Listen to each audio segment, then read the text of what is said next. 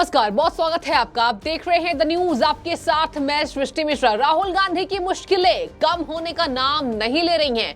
एक तरफ सूरत में उनके खिलाफ सजा सुना दिया गया है और एक तरफ आपको बता दें कि आरएसएस की छवि खराब करने को लेकर भी उनके खिलाफ मुकदमा दायर है। इस विस्तार को समझिए, एक ही मामला नहीं है दर्शकों, देखिए बहुत मामले हैं। आपको बता दें कि हेराल्ड मामले को लेकर भी उनके खिलाफ मुकदमा दायर है। महात्मा गांधी की हत्या से जुड़े आरएसएस पर टिप्पणी करना भी उन्हें भारी पड़ा था। इसके साथ आपको बता दें, नोटबंदी के वक्त में एक अहमदाबाद बैंक के द्वारा उनके खिलाफ मानहानि का मुकदमा दर्ज किया गया। राफेल को लेकर गलत बयानबाजी देकर फंसे एक मामले नहीं है, कतार यहां लंबी है। 7 लिस्ट शामिल है। आपको बता दें 7 ऐसे केसेस हैं जो राहुल गांधी के ऊपर चल रहे हैं। आपको बता दें मुकदमा दायर किया जा चुका है इन सभी केसों में और सुनवाई बहुत से मामलों में अब तक पेंडिंग है। इसी को लेकर कहा जा रहा है कि मुश्किलें आने वाले समय में बढ़ी हुई नजर आ रही है। आपको बता दें कि अब एक जो विवादित बयान है वो सामने आ गया है। राहुल गांधी ने जब महात्मा गांधी की हत्या हुई थी उसके बाद 2014 में राहुल गांधी ने आरएसएस की छवि खराब करने की कोशिश की थी, जिसको लेकर आरएसएस कार्यकर्ता ने उनके खिलाफ मानहानि का जो केस है वो दायर किया था और उनके खिलाफ मुकदमा चलवाने की कोशिश की थी। आपको बता दें कि उन्होंने आरएसएस को लेकर कहा था कि ये उनका स्टाइल है, महात्मा गांधी की हत्या करना ये उनका स्टाइल है और आरएसएस यही चाहती थी। पूरे विस्तार से इस खबर को समझिए, क्योंकि अखबारों की सुर्खियों में है कि पहली बार ही नहीं कई बार राहुल गांधी फंस चुके हैं और मुश्किलें राहुल गांधी खुद से ही खड़ी कर लेते हैं। ऐसा बयान क्यों दे रहे हैं आप? ऐसा बयान आप सालों से देते आए हैं। अब इतने साल के बाद जाकर आपको सजा सुनाई गई है तो कांग्रेस की बौखलाहट सामने आ रही है। आपको बता दें कि वो पूरा जो मामला है अब तूल पकड़ता नजर आ रहा है, जहां पर कथित रूप से राष्ट्रीय स्वयंसेवक संघ यानी आरएसएस को दोषी ठहराने के लिए राहुल गांधी के खिलाफ एक आपराधिक शिकायत दर्ज की गई थी, जहां महाराष्ट्र के भिवंडी की एक अदालत ने उन्हें आरएसएस कार्यकर्ता राजेश कुंटे मिश्रा की दायर एक याचिका के आधार पर आईपीसी की वही धाराएं हैं जो अभी लगी हुई हैं। उपनाम को लेकर जो उन्होंने मजाक बनाया था, मोदी को जो चोर कहा था, उस पर ही आईपीसी की धारा उन पर लगी है और इस मामले में भी उनके खिलाफ राष्ट्रीय स्वयंसेवक संघ की जो छवि खराब करने की कोशिश की थी उनके खिलाफ भी राहुल गांधी पर 499 और 500 के तहत मुकदमा दर्ज है। मानहानि का केस है, उसी के तहत उनको समन भेजा गया है। आपको बता दें उन्होंने क्या कहा था, अब जरा सुनिए कि उन्होंने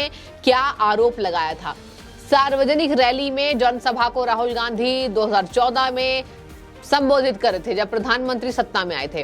अब उस वक्त उन्होंने कहा था कि ये उनका स्टाइल है। उन्होंने गांधी जी की हत्या कर दी थी, आरएसएस के लोगों ने गांधी जी को गोली मार दी और आज उनके लोग गांधी जी की बात करते हैं। ये कहा था राहुल गांधी ने।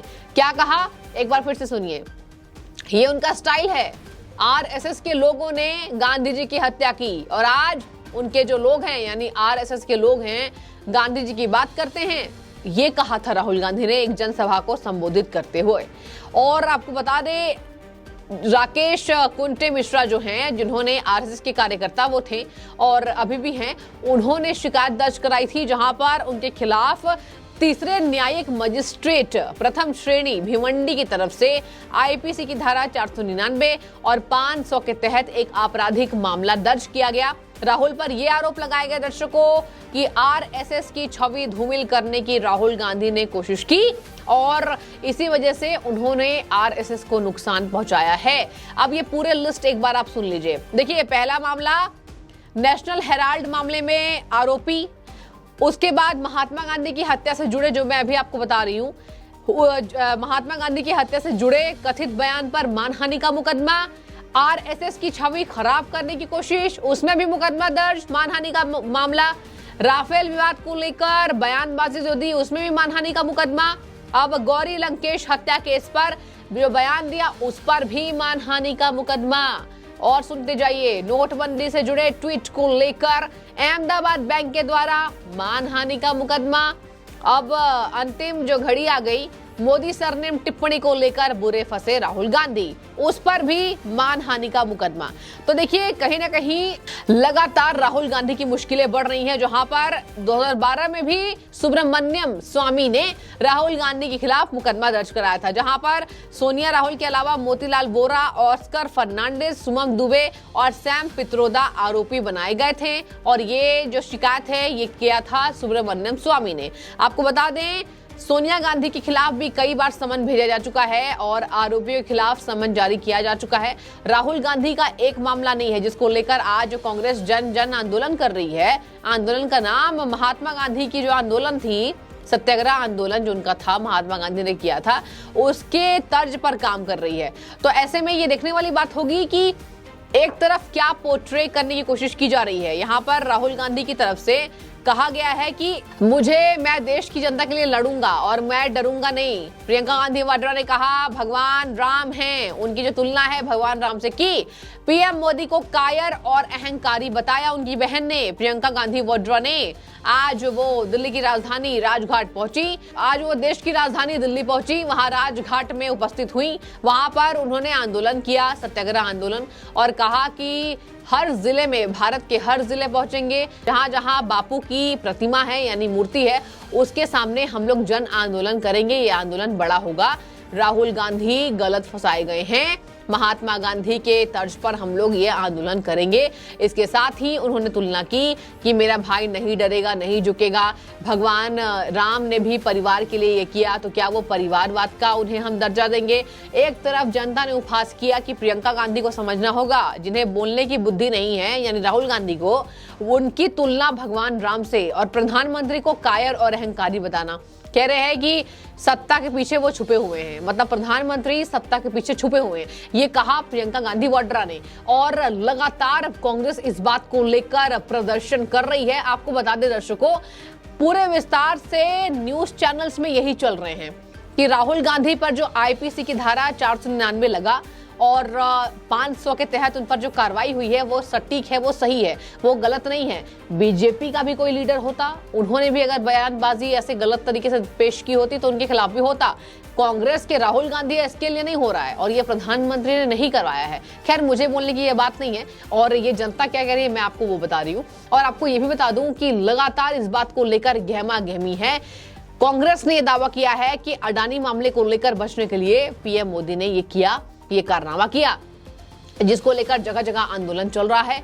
और आपको बता दें, एक मामले नहीं है, 7 मामले, गंभीर आरोप राहुल गांधी पर, डिफेमेशन का, छवि खराब करने की कोशिश। और आरएसएस के, मैंने आपको बताया, कार्यकर्ता ने यह मुकदमा दायर किया था जिसकी सुनवाई अब तक नहीं हुई है। तो कहा जा रहा है कि राहुल गांधी की मुश्किलें दिन प्रतिदिन बढ़ती जा रही है। जहां आपको बता दें सांसद के तौर पर उनकी सदस्यता छीन गई है।